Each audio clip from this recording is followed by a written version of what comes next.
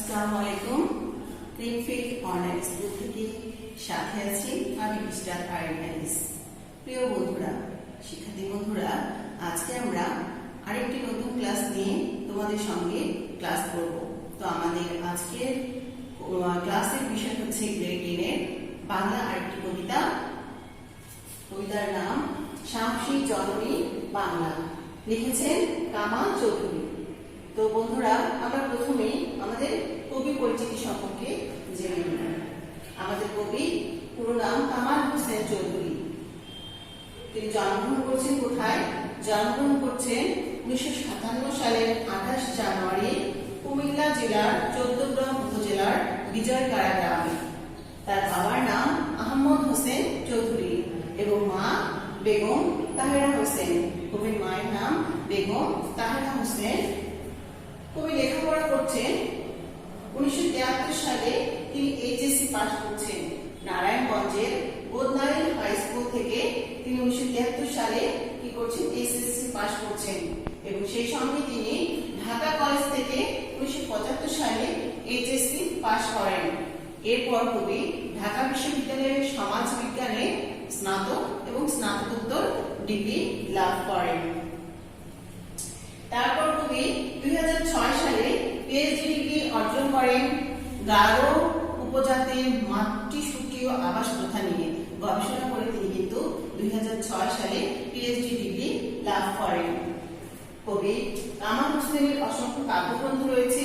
তার মধ্যে হচ্ছে মিছিলি সমান বয়সী, টানা পরিণীতে, হে মাটির পৃথিবী পুত্র, পান্থশালার ঘোড়া, ধুলিও সাগর দেশ। এছাড়া তার কিশোর কবিতা হচ্ছে আক্রমণের পাঠশালাতে। কবি কামাল চৌধুরী বাংলা একাডেমি পুরস্কার সহ অনেক পুরস্কার এবং সম্মাননায় ভূষিত হয়েছেন। কবি কামাল চৌধুরীর কবিতাগুলো লক্ষ্য করলে আমরা দেখি তার কবিতায় আবহমান বাঙালি জীবন চর্চা, তারপর হচ্ছে সংগ্রাম এবং মানবীয় বোধের যে উচ্চারণ, সেই সঙ্গে শিল্পিত বোধ তার মধ্যে কিন্তু প্রবলভাবে আমরা লক্ষ্য করি। কবি কামাল চৌধুরী কিন্তু ছন্দ এবং শব্দ এবং ছন্দ সচেতন এবং নিরীক্ষা প্রবণ এবং তার কবিতায় প্রবলভাবে ধরা দিয়েছে।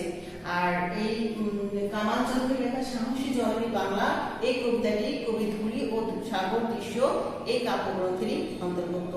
এই হচ্ছে আমাদের কবি কামাল চৌধুরী। তো আমরা আজকে কবি কামাল চৌধুরীর জন্ম পরিচয় সম্পর্কে জানলাম। এখন আমরা মূল কবিতায় ফিরে যাব। তো বন্ধুরা, চলো আমরা এবার মূল কবিতায় ফিরে যাই। তো প্রিয় শিক্ষার্থী বন্ধুরা, আমরা এবার আমাদের মূল কবিতায় ফিরে যাব। মূল কবিতায় ফিরে যাওয়ার আগে কবিতা সম্পর্কে কিছু বলবো। আমাদের কবিতাটির নাম সাহসী জননী বাংলা, লিখেছেন কামাল চৌধুরী। সাহসী জননী বাংলা কেন বলা হচ্ছে? বাঙালিদের রয়েছে হাজার বছরের সংগ্রামের ইতিহাস। সেই সংগ্রামের ইতিহাস বাঙালিদের যারা ভীতু, বাঙালিদের যারা খর্বদেহ, বাঙালি যারা ভোতা বাঙালি বলে আখ্যায়িত করেছিল সেই পাকিস্তানি বাহিনীরা, তাদেরকে প্রতিহত করে তাদেরকে উচিত শিক্ষা দিয়ে আমাদের বীর বাঙালিরা কি করেছিল? 1971 সালে মহান মুক্তিযুদ্ধের সময় বিজয় ছিনিয়ে এনেছিল। তা আমাদের এই কবিতাটি তারই একটি উজ্জ্বল দৃষ্টান্ত। বাঙালিদের কিভাবে উজ্জীবিত করা হয়েছে, বাঙালিরা কিভাবে যুদ্ধ জয় করেছে, তার প্রকাশ কিন্তু আমরা কিছুটা হলেই কবিতার মধ্যে দিয়ে পাই। তো কবি কামাল চৌধুরী এই সাহসী জননী বাংলায় কবিতাটি কিন্তু মুক্তক চালে গদ্য রীতির ঢঙে কিন্তু এই কবিতাটি লিখেছেন। তো আমরা এবার কবিতাটির মূল কবিতায় যাই। সাহসী জননী বাংলা, লিখেছেন কামাল চৌধুরী। বলছে, তোদের অসুর নৃত্য ঠাঠা হাসি ফিরিয়ে দিয়েছি, তোদের রক্তাক্ত হাত মুচড়ে দিয়েছি 9 মাসে। চির কবিতার দেশ ভেবেছিলি অস্টিমাত হবে, বাঙালি অনার্য জাতি খর্বদেহ ভাত খায় কিন্তু কিন্তু কি ঘটলো শেষে? কে দেখালে মহাপ্রতিরোধ? অ আ ক খ বর্ণমালা পথে পথে তেপান্তরে ঘুরে কার রক্ত ছুঁয়ে উদ্বাস্ত আশ্রয়হীন পোড়া গ্রাম মাতৃ অপমানে, কার রক্ত ছুঁয়ে শেষ হয়ে গেল ঘৃণার কার্তুজ। তো বন্ধুরা, দেখো কি সুন্দর কথাগুলো। এই কবিতার প্রত্যেকটি লাইন যেন জীবন্ত একটি জীবন্ত মুক্তি। তোদের অসুর নৃত্য, এখানে বলা হচ্ছে তোদের অসুর নৃত্য ঠাঠা হাসি ফিরিয়ে দিয়েছি। এখানে দেখো বন্ধুরা, আমরা বলছি তোদের অসুর নৃত্য, এখানে কাদের অসুর নৃত্যের কথা বলা হচ্ছে? এই তোদের বলতে কিন্তু পাক হানাদার বাহিনী অর্থাৎ পাকিস্তানি বাহিনীদের কথা বলা হচ্ছে। অসুর নৃত্য, আমরা জানি হিন্দু পুরাণ অনুসারে অসুর বলা হয় কাদের? অসুর বলা হয় যারা দেবতাদের শত্রু, তাদেরকে বলা হয় অসুর। এই পৃথিবী শুরুর প্রাকালে কিন্তু হিন্দু পুরাণে দুই ধরনের শক্তির কথা বলা হচ্ছে, একটা হচ্ছে আসরিক শক্তি আর একটা হচ্ছে দৈবিক শক্তি। এই যে অসুর, এই আসরিক শক্তিটাই হচ্ছে অসুর শক্তি।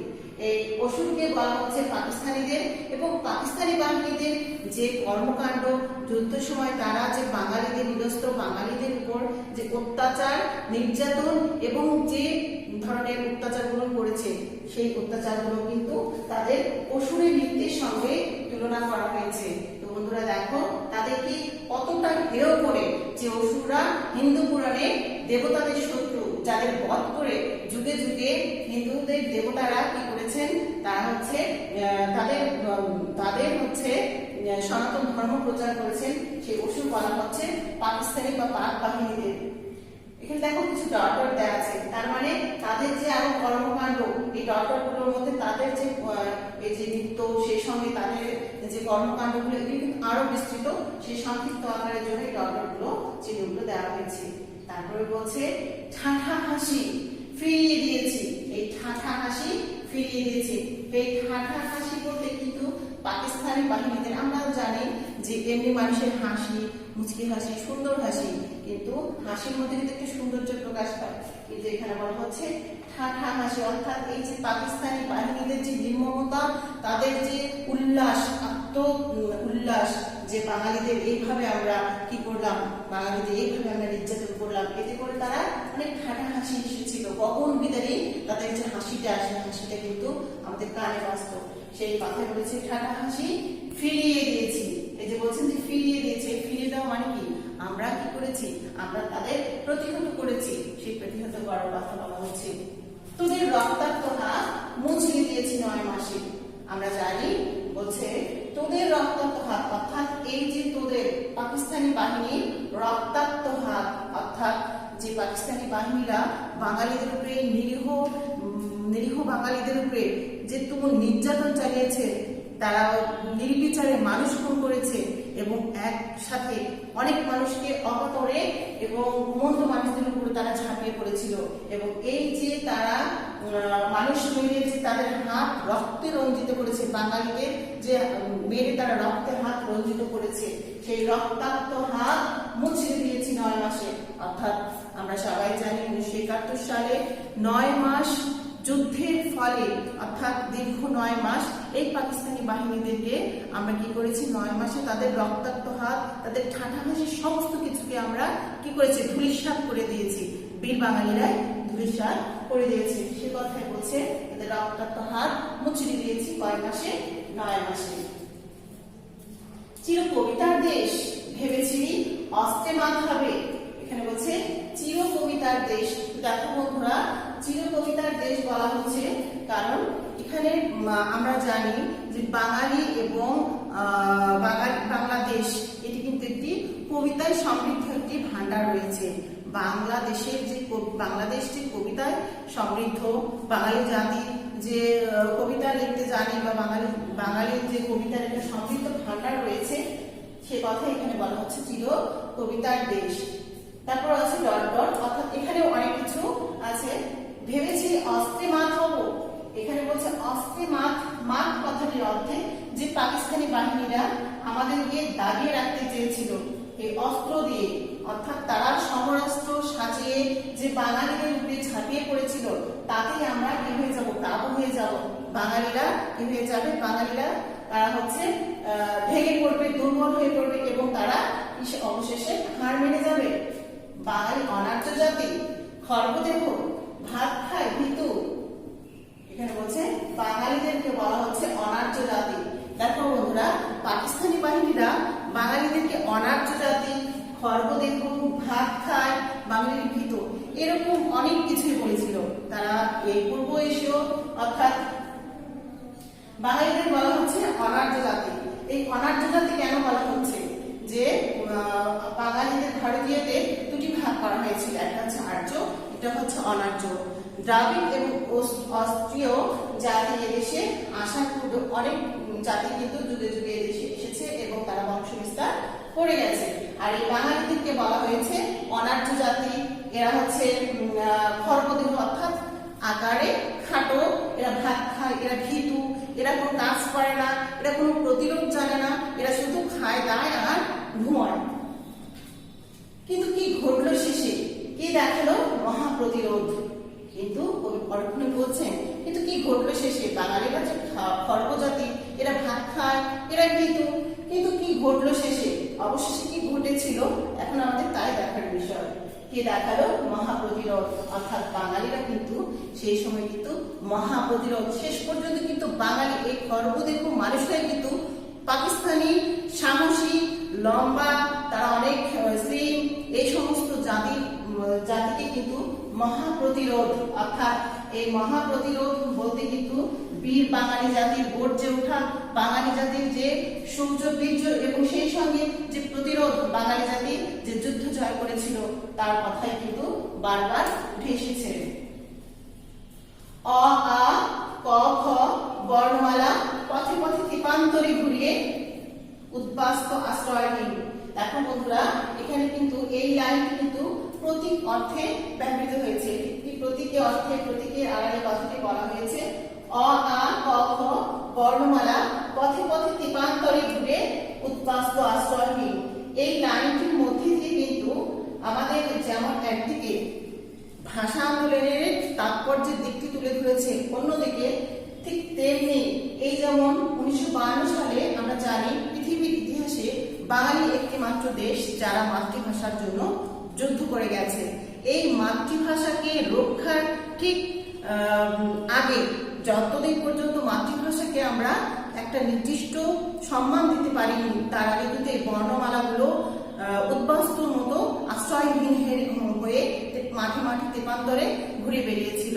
ঠিক তেমনি এই যে প্রতীক বললাম, যে এই লাইনটি কিন্তু প্রতীকের আড়ালে বলা হয়েছে, ঠিক তেমনি 1971 সালে যখন 9 মাস যুদ্ধ হয়েছে, বাঙালি জাতি স্বাধীনতা অর্জন করতে পারেনি, ঠিক তেমনি আমাদের দেশের মানুষরাও কিন্তু এই বর্ণমালার মতো পথে পথে তেপান্তরে ঘুরে বেরিয়েছে উদ্বাস্ত আশ্রয়হীন হয়ে। এই লাইনটি প্রতীকের আড়ালে একটি সুন্দর একটি কথা বলা হয়েছে। পোড়াগ্রাম মাতৃ অপমানে, এখানে বলছে পোড়াগ্রাম অর্থাৎ এই যে পাকিস্তানি বাহিনীরা, এরা নির্বিচারে যেমন অতর্কিত বাঙালিদের উপরে ঝাঁপিয়ে পড়েছিল, সেই সঙ্গে তারা বিভিন্ন ঘর বাড়ি দোকানপাট থেকে শুরু করে সমস্ত কিছু তারা পুড়িয়ে দিয়েছিল। মাতৃ অপমানে আমরা জানি যে আমাদের এই 1971 সালে পাকিস্তানি বাহিনীরা যেমন অতর্কিত আমাদের উপরে হামলা করেছে, নিরীহ মানুষদের মেরেছে, সেই সঙ্গে আমাদের মায়েদের যে সম্ভ্রমহানি সে কথাগুলো এখানে বলছে। মাতৃ অপমানে কার রক্ত ছুঁয়ে শেষ হয়ে গেল ঘৃণার কার্তুজ। অর্থাৎ এই যে এত কিছুর বিনিময়ে আশ্রয়হীন পোড়াগ্রাম মাতৃ অপমানে শেষে কার রক্ত ছুঁয়ে শেষ হয়ে গেল ঘৃণার কার্তুজ। এখানে আমরা বন্ধুরা একটু দেখি, কার্তুজ শব্দটির অর্থ কিন্তু হচ্ছে বন্দুকের টোটা বা গুলি। আর কার্তুজ শব্দটি একটি বিদেশি শব্দ, কার্টিজ শব্দ থেকে এসেছে।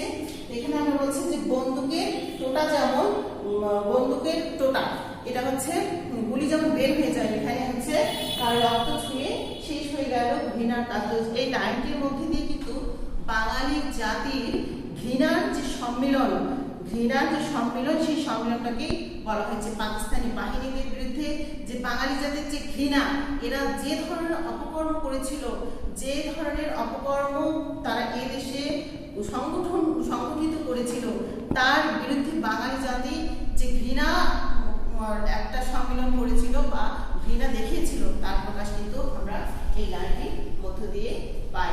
তো প্রিয় বন্ধুরা, আমাদের এই হচ্ছে আমাদের সাহসী জননী বাংলার প্রথম। সাহসী জননী বাংলা, বুকে চাপা মৃতের আগুন, রাত জাগে পাহাড়ায় বুড়িগঙ্গা পদ্মা নদী তীর, ডাকাত পড়েছে গ্রামে, মধ্যরাতে হানাদার আসে, ভাই বোন কে ঘুমায়, জাগে নীল কমলেরা জাগে, গ্রেনেড উঠেছে হাতে, কবিতার হাতে রাইফেল, এবার বাঘের থাবা, ভোজ হবে আজ প্রতিশোধে। যার সঙ্গে যেরকম সেরকম খেলবে বাঙালি, খেলেছি মেরেছি সুখে, কান কেটে দিয়েছি তোদের। এসেছি আবার ফিরে রাত জাগা নির্বাসন শেষে, এসেছে জননী বঙ্গে স্বাধীনতা উড়িয়ে উড়িয়ে। বন্ধুরা, আমরা এবার এই কবিতার লাইনগুলো ব্যাখ্যা করব। বলছে, সাহসী জননী বাংলা, বুকে চাপা মৃতের আগুন। তাহলে সাহসী জননী বাংলা, বুকে চাপা মৃতের আগুন। এই বুকে চাপা মৃতের আগুন বলতে কিন্তু কবি বাঙালিদেরকে যে কি বলা হয়েছিল, এরা ভীতু, এরা ভাত খায়, এরা খর্বদেহ, তাদের ভিতরে কোনো তেজ নেই, এই সমস্ত কিছুকে বোঝানো হয়েছিল। তো তারা কি করেছিল, কিন্তু তাদের ভিতরে যে জ্বলে ওঠা যে আগুন, এই যে পাকিস্তানিদের বিরুদ্ধে যে জ্বলে ওঠা যে তেজ উদ্দীপনা এবং সেই সঙ্গে যে আগুন, সে আগুন কিন্তু চিতার আগুনের সঙ্গে তুলনা করেছেন। বলছেন, রাত জাগে পাহাড়ায়, বুড়িগঙ্গা পদ্মা নদীতে। অর্থাৎ এই যে 1971 সালে আমরা জানি যে যুদ্ধ হয়েছিল, এই যুদ্ধের সময় পাকিস্তানি বাহিনীরা কি করেছিল, বিভিন্ন ভাবে হঠাৎ করে দেখা যায় বিভিন্ন পাড়া মহল্লা বা বিভিন্ন গ্রামে তারা আক্রমণ করেছিল, বিশেষ করে গভীর রাত করে। তো এই সময় কি করতো, যে বুড়িগঙ্গা পদ্মা নদীতে রাত জাগে পাহারায়, অর্থাৎ তারা মুক্তিবাহিনীরা রাতে পালা করে করে পাহারা দিত, যে কখন এই হানাদার বাহিনীরা গ্রামে প্রবেশ করবে, কখন তাদেরকে প্রতিহত করবে। আর তারা এই যে বুড়িগঙ্গা পদ্মা নদীতে, এখানে দুটি নদীর কথা এসেছে, একটিকে বিভিন্ন প্রশ্নে আসে কোন দুটি নদীর কথা বলা হচ্ছে, বুড়িগঙ্গা পদ্মা নদীতে। বলছে, ভাই বোনকে ঘুমায়। অর্থাৎ এই যে মুক্তিযুদ্ধ চলাকালীন সময়টাতে যখন বাঙালিরা ফুঁসে উঠেছিল, তারা এই স্বাধীনতা যুদ্ধকে কি করার জন্য, জয়ের জন্য তাদের ভিতরে যে উদ্দীপনা সৃষ্টি হয়েছিল, তখন কারো চোখে কোনো ঘুম ছিল না, তার কোনো ভাইয়ের বা কোনো বোনের চোখে কিন্তু ঘুম ছিল না। কেননা তারা একটি মাত্র উদ্দেশ্য ছিল কিভাবে তারা এই পাকিস্তানি বাহিনীদেরকে প্রতিহত করবে। জাগে নীল কমলেরা জাগে, বলছে জাগে নীল কমলেরা জাগে। তো প্রিয় শিক্ষার্থী বন্ধুরা, আমরা জানি সাধারণত যে এই নীল কমলরা কিন্তু হচ্ছে এই কমলরা হচ্ছে কিসের রাজপুত্র, এরা হচ্ছে বলা হয় যে এই নীল কমল হচ্ছে জাগে নীল কমলেরা জাগে। এখানে কিন্তু নীল কমল অর্থ কিন্তু নীল রঙের পদ্ম, কিন্তু কবি এখানে রূপকথার রাজকুমারদের বলেছেন নীল কমল। কিন্তু আমাদের এই হচ্ছে কবিতায় কিন্তু এই নীল কমল বলতে 1971 সালে আমাদের যে বাঙালি সন্তানেরা, যে সূর্য সন্তানেরা, তারা যে যুদ্ধ করেছিল, যে তরুণ যুবকরা যুদ্ধ করেছিল, কবি তাদেরকে নীল কমল হিসেবে আখ্যায়িত করেছেন। পরপরে বলছেন, গ্রেনেড উঠেছে হাতে, কবিতার হাতে রাইফেল। অর্থাৎ এই যে গ্রেনেড উঠেছে, এই নীল কমলরা জেগে আছে, তাদের হাতে গ্রেনেড উঠেছে, অর্থাৎ বাঙালিরা প্রতিরোধমুখ হয়েছে, তারা হাতে গ্রেনেড তুলে নিয়েছে, কিভাবে তারা এই শত্রুকে পরাজিত করবে। কবিতার হাতে রাইফেল, এই যে এখানে কিন্তু এই লাইনটি কিন্তু প্রতীক অর্থে ব্যবহৃত হয়েছে, যে কবিতার হাতে রাইফেল। অর্থাৎ কবিতার হাতে তো রাইফেল হতে পারে না, কিন্তু এখানে কবি কিন্তু বলছেন যে সেই সময় মুক্তিযুদ্ধ চলাকালীন সময়ে অনেক কবি সাহিত্যিকরা তারা কি করেছেন, বিভিন্ন লেখনীর মাধ্যমে, কবিতার মাধ্যমে তারা কি করেছেন, মুক্তিযোদ্ধাদের কি করেছেন, প্রেরণা দিয়েছেন, সেই সঙ্গে কলম যুদ্ধ চালিয়ে গিয়েছেন। এই কবিতাগুলো যেন এক একটা যেন রাইফেল হয়ে তখন সেই সময় কিন্তু ফুটে উঠেছিল।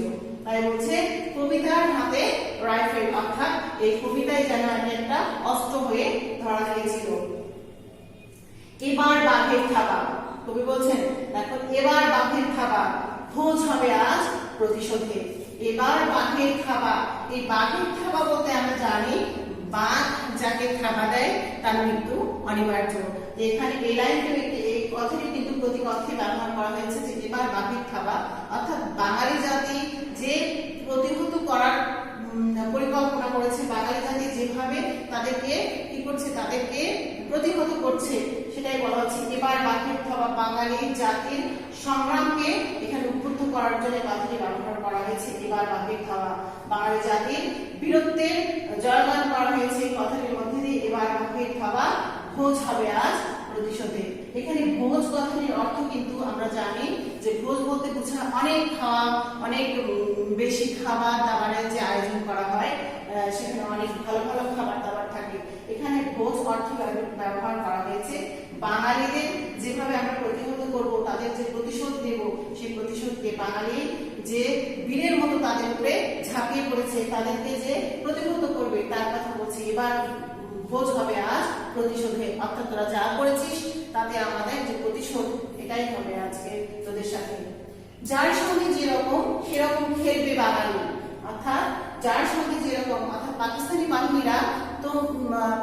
বাহিনীরা যেরকম বাঙালিদের সাথে অত্যাচার নিপীড়ন করেছে, ঠিক তেমনি ভাবে বাঙালিরাও কি করবে, সেরকম তাদেরকে প্রতিহত করবে।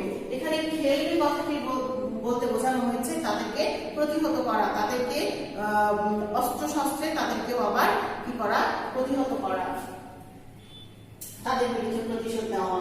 খেলেছি মেরেছি সুখে কান কেটে দিয়েছি তোদের, অর্থাৎ খেলেছি অর্থাৎ তোরা যেভাবে যুদ্ধ করেছিস আমরা ঠিক তোদের সাথে ঠিক তেমনি ভাবে যুদ্ধ করেছি। মেরেছি তোদেরকে মেরে তক্তা লাগিয়ে দিয়েছি, তোদেরকে মেরে তোদের জীবন শেষ করে দিয়েছি। কান কেটে দিয়েছি তোদের, আমরা সাধারণত জানি কান কেটে দেওয়া হয় গভীর অপরাধে বা অনেক গুরুতর অপরাধে মানুষের কান কেটে দেওয়া হয়। অর্থাৎ কান কেটে দেওয়া বলতে এখানে বোঝানো হচ্ছে তোদের যে লজ্জা শরম নেই, তোদের যে লজ্জা নেই, এই সেজন্য তোদেরকে কান কেটে দিয়েছি। তোদের লজ্জা কি করেছি আমরা, তোদের লজ্জা দিয়েছি, তোদের কান কেটে দিয়েছি। এরপরে কবি কিন্তু আবার বলছেন তোদেরকে প্রতিহত করে এসেছে আবার ফিরে রাত জাগা নির্বাসন শেষে, এসেছি জননী বঙ্গে স্বাধীনতা উড়িয়ে উড়িয়ে। দেখো বন্ধুরা, এই দুটি লাইন কিন্তু বিশেষ গুরুত্ব বহন করে এই কবিতার। সেটা বলছে এসেছি আবার ফিরে রাত জাগা নির্বাসন শেষে, এসেছি জননী বঙ্গে স্বাধীনতা উড়িয়ে উড়িয়ে। অর্থাৎ কি বলছে, এসেছে আবার ফিরে বলতে বোঝাচ্ছে যে এই যে আমাদের এই মুক্তিযুদ্ধ চলাকালীন সময়টাতে আমাদের এই দেশের জনগণ যারা কি করেছিল, তারা কি করেছিল, তাদের নিজ ভিটে মাটি, নিজের ঘর বাড়ি ছেড়ে, আত্মীয় পরিবার পরিজন ছেড়ে অন্য এক দেশে ভারতে তারা আশ্রয় নিয়েছিল।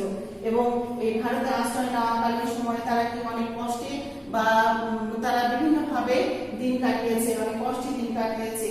এবং আমাদের দেশে যারা মুক্তিযুদ্ধ অংশগ্রহণ করেছিল তারা তাদের পরিবার পরিজন আত্মীয় স্বজন তাদের ভিটে মাটি ছেড়ে তারা বিভিন্ন এক এলাকা থেকে অন্য এলাকায় বা নিজ এলাকাতে অনেকেই করেছিল, যুদ্ধ করেছিল। এই যে এসেছি আবার ফিরে বলতে আমরা এই যুদ্ধ শেষে আবার ফিরে এসেছি রাত জাগা নির্বাসন শেষে। এই রাত জাগা নির্বাসন বলতে কবি কিন্তু বোঝাচ্ছে যারা মুক্তিযুদ্ধের সময় লাখো মুক্তিযোদ্ধারা রাতের পর রাত দিনের পর দিন তারা রাত জেগে এই সময় পার করেছে, তারা রাত জেগে যুদ্ধ করেছে, খাওয়া নেই দাওয়া নেই, তাদের গোসল নেই ঘুম নেই, এই সমস্ত কিছু শেষ করে রাত জাগা নির্বাসন শেষে। নির্বাসন বলতে এখানে কিন্তু বোঝানো হয়েছে নির্বাসন। নির্বাসন মানে কি, নিজের এলাকা ছেড়ে বা নিজ ভিটে মাটি ছেড়ে যখন অন্যত্র চলে যাওয়া হয় তখন সেটাকে বলা হয় নির্বাসন। এসেছি আবার ফিরে রাত জাগা নির্বাসন শেষে, এসেছি জননী বঙ্গে স্বাধীনতা উড়িয়ে উড়িয়ে। এসেছি জননী বঙ্গে বলতে বোঝাচ্ছেন যে আমরা আবার বাংলাদেশে ফিরে এসেছি স্বাধীনতা উড়িয়ে উড়িয়ে। অর্থাৎ কি, বাংলাদেশের লাল সবুজ পতাকাকে আমরা জয় করে নির্বাসন শেষে আবার এই বাংলাদেশে ফিরে এসেছি। তাহলে দেখো বন্ধুরা, এই স্বাধীনতা উড়িয়ে উড়িয়ে বলতে ব্যাপারটা হচ্ছে বাংলাদেশের বিজয়ের পতাকা, সেই বিজয়ের পতাকাটা তারা নিয়ে উড়িয়ে উড়িয়ে এদেশে এসেছে রাত জাগা নির্বাসন শেষে। এই হচ্ছে আমাদের সাহসী জননী কবিতা। এই কবিতাটির মধ্যে দিয়ে কবি পাকিস্তানিদের উপরে যে ঘৃণা এবং সেই সঙ্গে বীর বাঙালিদের যে একটি যুদ্ধের যে বিজয় গাথা আছে, সেই বিজয় গাথার কথাই কিন্তু খুব সুন্দরভাবে এই কবিতার মধ্যে দিয়ে তুলে ধরেছে।